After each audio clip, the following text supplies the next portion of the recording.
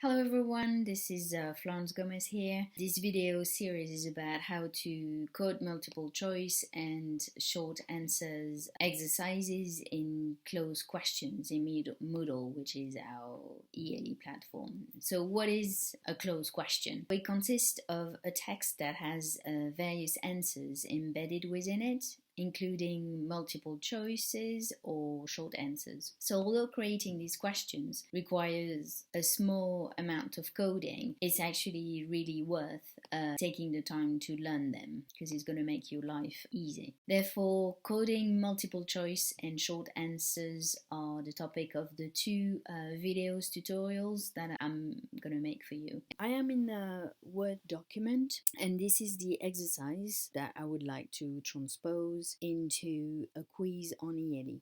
This is vocabulary and grammar exercise. This is the instruction. Students will have to choose among those 4 vocab idioms to fill in a text. There's 5 questions in that text. How do I do this into one exercise the way it is here? So I'm now going to take you to the quiz on the ELE page, and here is the exercise. I have to adapt to the ELE quiz the questions that I can choose from. They're going to be a multiple choice question displayed in a drop down menu for each of the questions. How do I do this, and where is the coding coming from? So for you to be able to see this, I need to take you to edit questions. What is very important, you need to choose the CLOZE question type.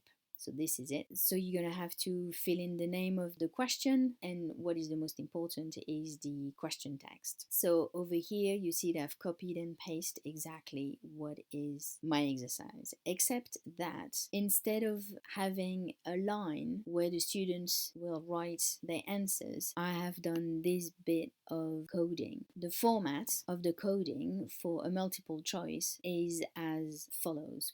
You need to start it with a curly bracket, follow it by a colon, write multi-choice in capital letters, followed by colon. Then the answer of the question is going to have to be preceded by an equal sign. To separate the different options, you're going to use the tilde sign, then you add the second option, then you add a tilde, then the third option, a tilde, the fourth option, and then to finish the coding, you need to use the end curly bracket. So I've done this for the 5 questions. So that's the second one. So you've noticed that they are in the same order, but you've noticed over here that the equal sign is actually before the last one because this is the correct answer. So if I'm taking you to the third question, it's the same thing, except that you see that here you've got the tilde sign followed by the equal sign because the equal sign indicates